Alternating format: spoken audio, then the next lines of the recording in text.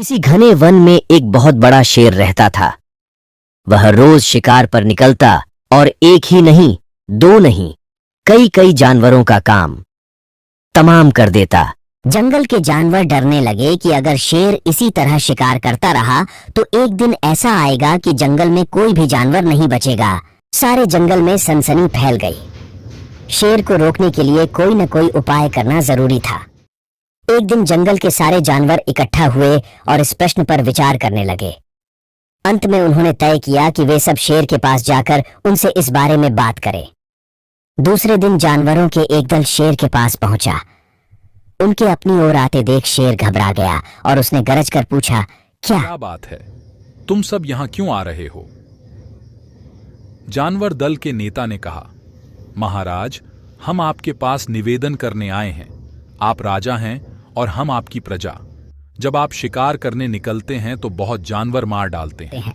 आप सबको खा भी नहीं पाते। इस तरह से हमारी संख्या कम होती जा रही है। अगर ऐसा ही होता रहा तो कुछ ही दिनों में जंगल में आपके सिवाय और कोई भी नहीं बचेगा।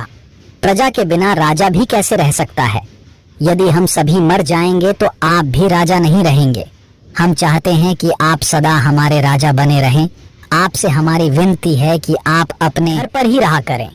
हर रोज स्वयं आपके खाने के लिए एक जानवर भेज दिया करेंगे। इस तरह से राजा और प्रजा दोनों ही चैन से रह सकेंगे। शेर को लगा कि जानवरों की बात में सच्चाई है। उसने पल भर सोचा, फिर बोला, अच्छी बात नहीं है, मैं तुम्हारे सुझाव को मान लेता हूँ, लेकिन याद रखना, अगर किसी भी दिन तुमने मेरे खाने के लिए पूरा भोजन नहीं भेजा तो मैं जितने जानवर चाहूंगा मार डालूंगा। जानवरों के पास तो और कोई चारा नहीं, इसलिए उन्होंने शेर की शर्त मान ली और अपने अपने घर चले। उस दिन से हर रोज शेर के खाने के लिए एक जानवर भेजा जाने लगा।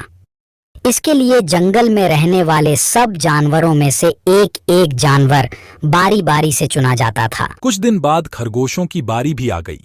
शेर के भोजन के लिए एक नन्हे से खरगोश को चुना गया। वह खरगोश जितना छोटा था उतना ही चतुर भी था। उसने सोचा, बेकार में शेर के हाथों मरना मूर्खता है। अपनी जान बचाने का कोई न कोई उपाय अवश्य करना चाहिए और हो सके तो कोई ऐसी तरकीब ढूंढनी चाहिए जिसे सभी को इस मुसीबत से सदा के लिए छुटकारा मिल जाए। आखिर उसने एक तरकीब सोच ही निकाली। खरगोश धीरे धीरे आराम से शेर के घर की ओर चल पड़ा। जब वह शेर के पास पहुंचा तो बहुत देर हो चुकी थी। भूख के मारे शेर का बुरा हाल हो रहा था। जब उसने सिर्फ एक छोटे से खरगोश को अपनी ओर आते देखा तो गुस्से से बौखला उठा और गरज कर बोला, किसने तुम्हें भेजा है? एक तो पिद्दी जैसे हो, दूसरे इतनी देर से आ रहे।